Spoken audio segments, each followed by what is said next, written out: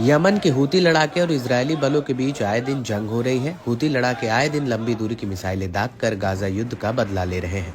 हूतियों के बढ़ते हमले इजरायल के लिए चिंता का सबब बनते जा रहे हैं। इजरायली एयर डिफेंस सिस्टम भी अब हूतियों के हवाई हमले के सामने मात खा रहे हैं। इससे इजरायली शहरों में हो रहे नुकसान और तबाही भी बड़े पैमाने पर देखने को मिलती है। हूती के हालिया हमले की बात करें तो उसने इजरायल पर 3 ड्रोन दागे, जिसकी पुष्टि खुद इजरायल ने की। इजरायली रक्षा बल ने बताया कि हूतियों के ड्रोन ने इजरायल में घुसपैठ की कोशिश की, जिसमें उसने 2 ड्रोन को मार गिराया और 1 ड्रोन इजरायली क्षेत्र में पहुंचने में सफल रहा। इसी कड़ी में अंसार अल्लाह के नेता सैयद अब्दुल मलिक बदरुद्दीन अल हौती ने बताया कि यमन के लोग और सशस्त्र बल गाजा के समर्थन में इजरायली कब्जे का विरोध करना जारी रखेंगे। इसके साथ ही गाजा पर लगातार हो रहे इजरायली हमलों पर बात करते हुए उन्होंने कहा कि फिलिस्तीन और अरब दुनिया के व्यापक क्षेत्रों पर पूर्ण कब्जे और इजरायली शासन का अंतिम लक्ष्य है, जिसके लिए वो ग्रेटर इजरायल के कॉन्सेप्ट पर काम भी कर रहा है।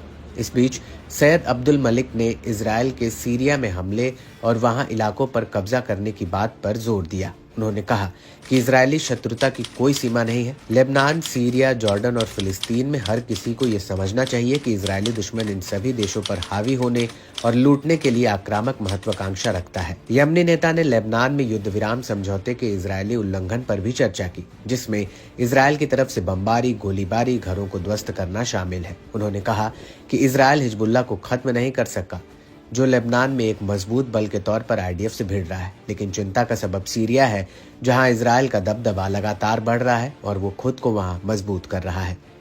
इसी कड़ी में उन्होंने बड़ा दावा किया और बताया कि अमेरिका पूर्वी सीरिया में स्थिति का लाभ उठाकर नए सैन्य अड्डे स्थापित करके और अपने नियंत्रण का विस्तार करके अपनी उपस्थिति को मजबूत कर रहा है। अमेरिका और इजरायल दोनों ही जासूसों और तोड़फोड़ करने वाले समूहों की भर्ती करके सीरिया में आंतरिक घुसपैठ करना चाहते हैं, सीरियाई लोगों की सुरक्षा को निशाना बनाना चाहते हैं और समाज को तोड़ना चाहते हैं। सैयद अब्दुल मलिक ने अरब और इस्लामिक देशों को इजरायली हमलों के खिलाफ एकजुट होने के लिए कहा। उन्होंने कहा कि फिलिस्तीनी लोगों का समर्थन करने के लिए ऐसा करना जरूरी है। आपको बता दें कि इजरायली हमलों में मारे गए फिलिस्तीनियों की संख्या 44,000 से ज्यादा हो गई है। इसके साथ ही वहाँ खाने पीने की गंभीर समस्या है। लोगों को रोजमर्रा की चीजों के लिए संघर्ष भरा दिन बिताना पड़ता है। वहीं बढ़ती ठंड के चलते शिविर में रह रहे बच्चे हाइपोथर्मिया का शिकार हो रहे हैं, जिससे कुछ बीमार हैं तो कुछ की मौत हो गई है। गाजा में अस्पतालों की व्यवस्था पूरी तरह से ठप पड़ गई है।